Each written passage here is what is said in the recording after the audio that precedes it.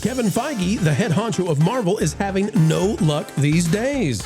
It turns out that behind the scenes, he was being shamed by the writer of She-Hulk. And now, that DEI disaster can't find work anywhere. It could be that, once again, we see the leaders at Disney, they love woke stuff. Only up until it reaches them, affects them, and nearly sinks them. Today we'll tell you the story of Kevin Feige and what really happened with She-Hulk.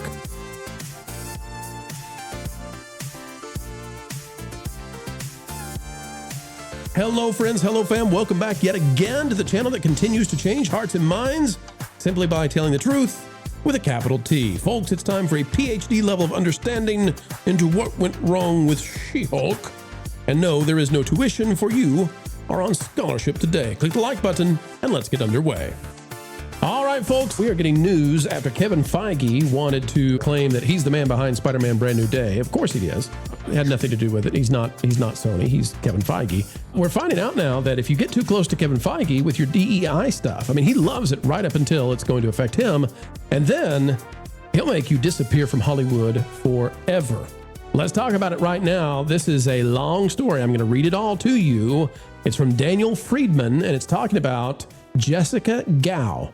Who, remember, Jessica Gao was the writer and showrunner on She-Hulk. And what's Tatiana Maslany? That's the name of the girl, the lady who plays She-Hulk. She and Jessica Gao, man, they're close. They're real close. So let's find out what was going on behind the scenes and how did this play out. It says the head writer and showrunner of She-Hulk was Jessica Gao. She was best known for being the credited writer on the Pickle Rick episode of Rick and Morty. I'm Pickle Rick. During the production of that episode, Rick and Morty showrunner Dan Harmon cast Susan Sarandon as the family's therapist, a character Gao had named Dr. Wong in the script. Gao crashed out over the casting of a white actor for this part, which I had never even connected the dots here, but okay. In 2018, this was a major transgression.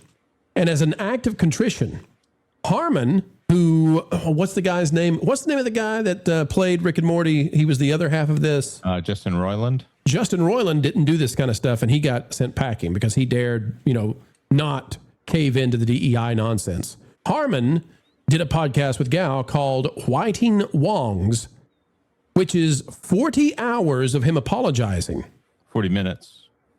Or is it 40 hours? Is it really? It says 40 hours. It says 40 hours. Maybe that's hyperbole. And learning about Rossism. That's why Justin Roiland is out and Harmon's still there. Although who wants to really be there anymore? Getting back, though, to the She-Hulk situation. The writer credit on the Pickle Rick episode and this podcast raised Gao's profile. In other words, because it was woke. The podcast was super, super, super woke in 2018. So that's who Marvel had to have. It was enough to raise her to landing this showrunner gig on Marvel Disney Plus's She-Hulk. I can't imagine why Disney Plus is a failure and investors are telling Disney to get out of Disney Plus streaming now. But the production was extremely troubled, you don't say. In addition to not staffing lawyers or legal drama writers on the show who could deliver the Ally McBeal and the MCU pitch, the She-Hulk show required, as described by Gao in interviews, an extraordinary level of direct personal involvement and micromanagement from Marvel Studios head Kevin Feige. Gao described her relationship with Feige as supportive and collaborative, but she also describes him routinely intervening to reshape the show in the wake of catastrophic test audience responses. So this is what made it through to the end? Yes. Wow. But listen to this. Listen to the hill that Gao died on, and I want you to understand how Hollywood works based on this.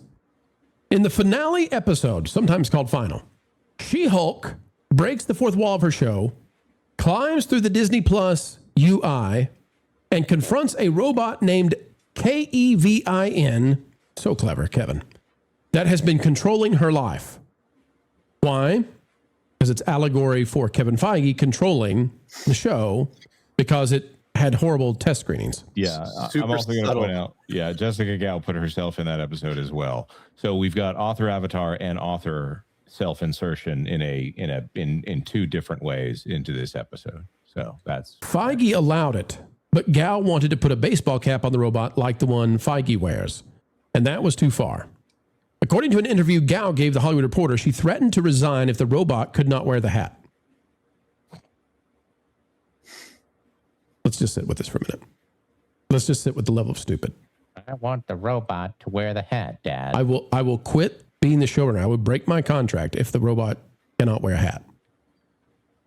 Feige immediately accepted her resignation. A visual designer managed to mediate the dispute by incorporating a hat-like element. That's right. The sunshade looks like a baseball cap. Into the robot's design. The show was canceled after the first season. The cast released. None of its events have been referenced to in any other Marvel productions. She-Hulk star Tatiana Maslany is not in Avengers Doomsday. We have no belief she'll ever return to anything. But here's the kicker. Jessica Gao has no IMDb credits since She-Hulk was canceled in 2022. Quick question. In Brand New Day, I heard on Hulk's desk was a picture of Scar. I think his son's name is. Is that true? Yeah. I don't know, but maybe. No She-Hulk. He's in the post-credit scene of She-Hulk Attorney at Law and is very badly rendered. Well, here's what I want to offer to you guys, and anybody on the panel, take this away, okay?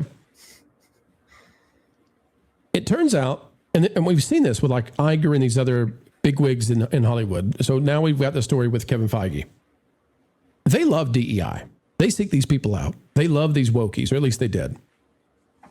Up until their insanity touches them. And then they've had enough of it. So Kevin Feige was whatever it takes to let Jessica Gao do this and destroy the streaming, and nobody's getting Disney Plus, because of She-Hulk, et cetera, et cetera. We'll do all that. But by golly, you make a robot that makes fun of me in my baseball cap, and you're out of here, and you'll never work in Hollywood again. You could put my name on a robot, but if it wears a hat, you're done. This is the ego, and but everybody else under Kevin Feige had to suffer under this woman.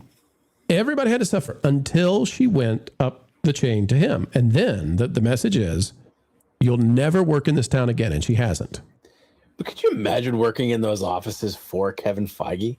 Like that's what goes through my mind. Like, how much of a nightmare if, like, now I could see, like, to be fair to him, like, I've been in situations, believe it or not, here on YouTube where I've been willing to be self-deprecating, as have you guys.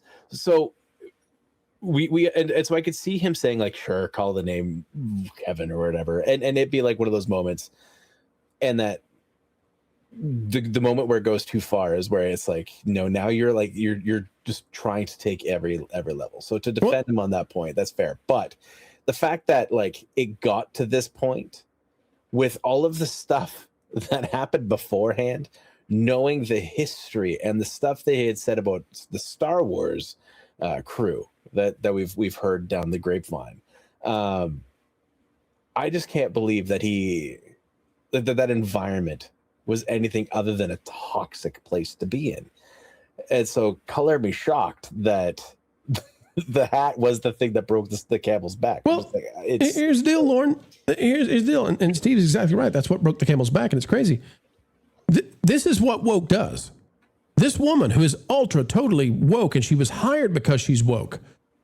She decided that her job was, after these test audiences just hated the show and Kevin Feige came in to try to save them, she decided her task was to shame him, do a ritual shaming with a final episode that mocks him trying to be in control of her.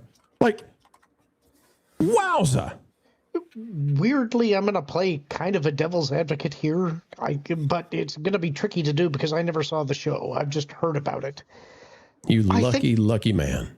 I think there's maybe a way you could pull that off and have it work. I think there's a way that you could do it and maybe be funny, but it would require that the show previous to the finale was also funny and working. That's the problem. I mean, honestly, in a way, I think what she was doing is no different than what the Spaceballs 2 thing did at San Diego Comic-Con last week, making fun of the Spaceballs cinematic universe and doing all of that kind of thing. Mm-hmm. And I think you could easily take a poke at Marvel doing that because of all of their shows and all of the homework that you have to do and all of that garbage.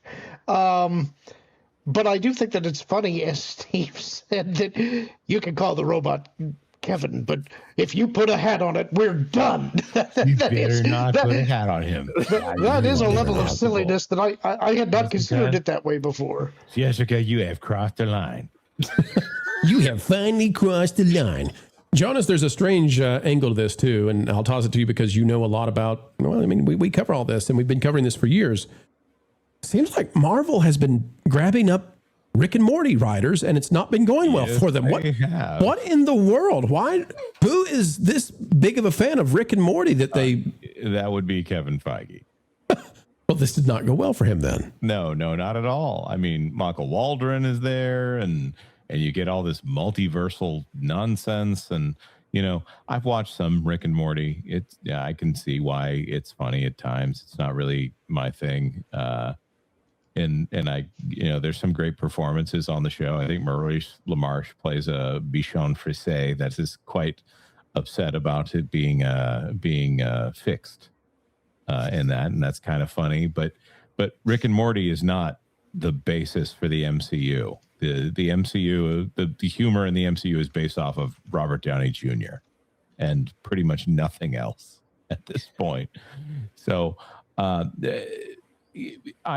also feel the need to point out that She-Hulk's best moment was when they had an internet troll put on screen, and that internet troll looked exactly, not exactly, pretty much like 25% different than Overlord DVD. Right. Doomcock. So that, yes, and which means they are living online and they can't stand Overlord DVD. Like that's where we are with Jessica Gao is sitting there. Jessica Gao is probably sitting down eating a pint of ice cream right now, mint chocolate chip, watching Overlord DVD videos with Doomcock and Harvey and all that, and just hating every minute of it and wishing she'd get one more chance to take him down. Well, that was the thing they were going to do with this show. They were going to own the Chuds. And the problem is the Chuds were the original subscribers to She-Hulk comic. They were the ones who were buying She-Hulk. You took an audience that is primarily men, because guess what? It is men who bought the She-Hulk comic back in the day, not because of women's rights. And Tatiana Maslany has also largely disappeared, and she went after Bob Iger, and she called for a Disney Plus boycott. So she went after the king and missed. Yeah, they all missed. They all missed badly. And it turns out you don't go after his crown, you go after his baseball cap. Well, it's kind of like it's the Marvel meme. They didn't go for the head. Like, no one has actually learned this lesson, apparently. Like, this is what we've learned from even with the Doomsday leaks. Thor doesn't go for the head. This is just the thing that Marvel really struggles with. Guys, I'll give you the final thought on this. Whoever wants to take it. Feige is desperate now to take credit for Spider-Man Brand New Day. He's got an interview in Variety where he's trying to do so. I got a feeling he doesn't want to take credit for She-Hulk right now. I got a feeling that's not going to be an interview coming up or a podcast where Kevin Feige goes into great detail about how things went down with She-Hulk. But it's out there now. Guys, how does this affect Kevin Feige's reputation? Some might say that it sounds pretty darn good that he finally, said that's a line. We're not going to cross it. My quick question is, did Spider-Man have a script? Yes. Although Tom Holland actively rewrote it and then rewrote it scene by scene with a handpicked writer with him. Actually, while they were shooting. Yeah. That's interesting. But at least they had a script. Interesting. A finished script. So can Feige claim credit for something like that? I don't know. Doesn't smell like Feige when you've got a script that's finished going into a multi-million-dollar movie. Lauren, I saw you. You have to unmute, and I'll give you the final word on it. I do think everything is really going to depend on how Doomsday does. And right now, I don't hear anything that gets me excited about it. I'm willing to go into it with an open mind, but I have an immediate red flag when you've got 30 characters that you're going to try and get in on screen. Not including Spider-Man. Yeah. So if Doomsday underperforms, it's going to make me wonder, when does the top brass of Disney go and have a meeting with Kevin Feige and his team? Because I think that they will do something essentially similar to what they did with the Star Wars team. We'll see what comes of that as well. But I would imagine Disney is going to start asking that they'd stop getting shown up by Sony. That's not something that looks good to either them or their investors. Lauren, clearly you've never heard of Chris Evans playing Captain Shirt Pants. It's going to be a big driver at the box office. Going to sell so many khakis. What a joy, what a pleasure, folks, to get to make a video for you, and thank you for watching the entire thing.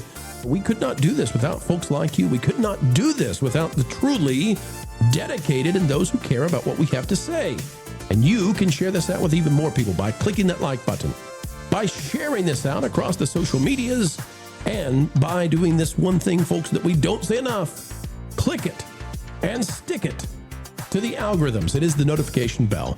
Until the next time we spend time together, folks, keep learning, keep growing, and as always, keep having fun.